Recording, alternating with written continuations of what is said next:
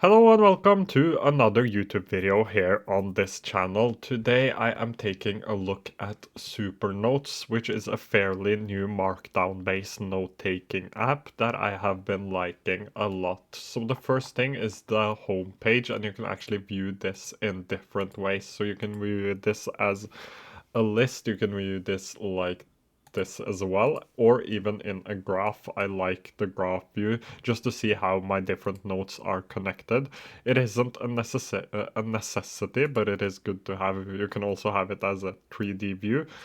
And there are actually several ways to organize this app. So it uses both parent cards, which I will come back to, but tags as well. So you can add different tags. You can also do that by pressing backslash and tag. So there are several ways to do this. You can add different tags to organize your notes and to make it easier to search for them later. So let's do a search. Let's say we are using the tag called app because I do a lot of app reviews. Then I can see all of my notes that have the app tag, and I can toggle this back off. I see that I need to tag a lot more of my apps because I have forgotten to do so.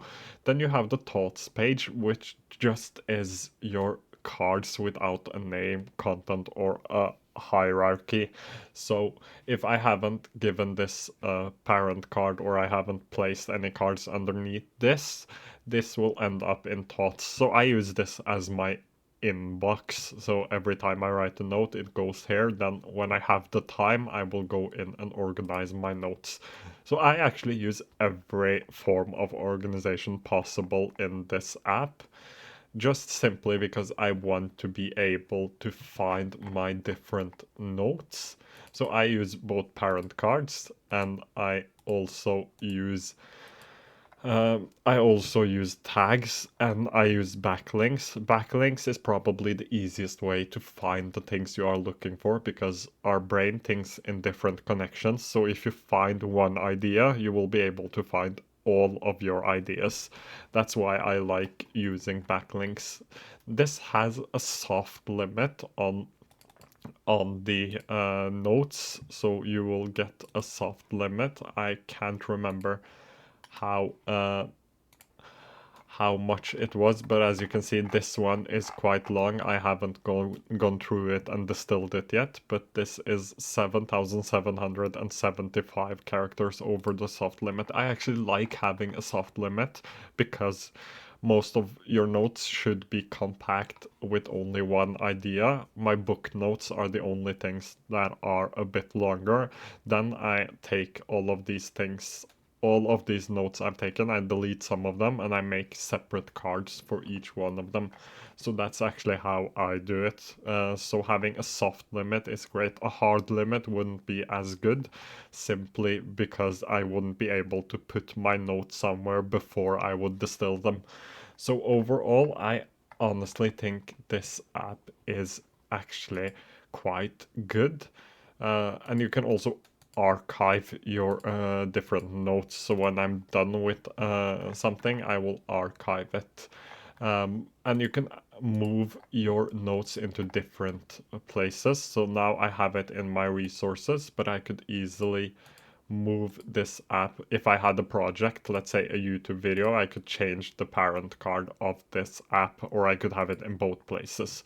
So I honestly think this app is really good. It is quite fast as well, and it has collaboration to it, which makes it great for students as well, because a lot of students take a lot of notes. I remember that from my own time studying, and I would love to be using an app like this to connect everything, to collaborate with people. And this app is actually really good for students. It offers a 50% discount for students as well.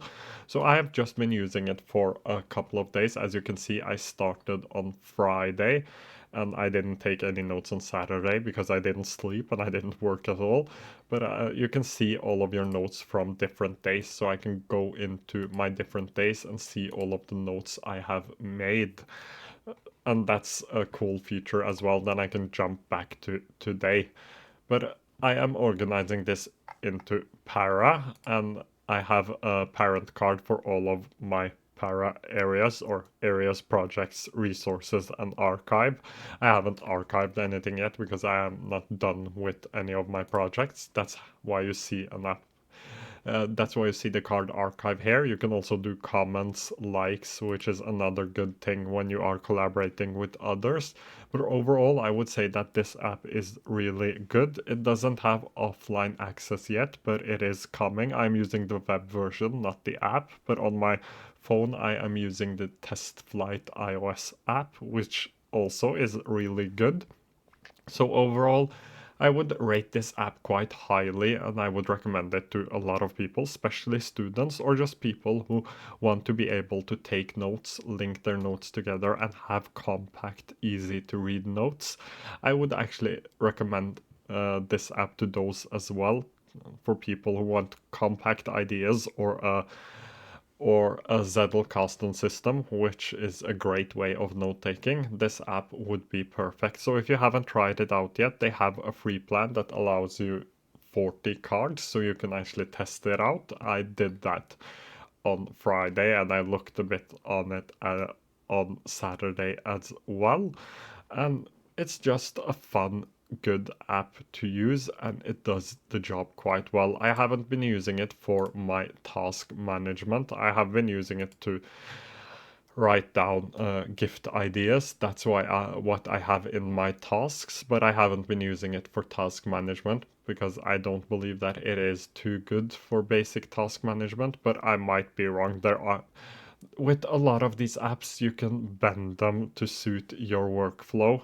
I have just chosen to stick with twos for my to-dos, so that's why I don't use the tasks. I have been testing out so many note-taking apps that I am tired of trying to bend a note-taking app. But overall, great app. I would recommend to a lot of people. Check it out down below, try it out and see if you like it. Thank you for watching, and I hope to see you again quite soon.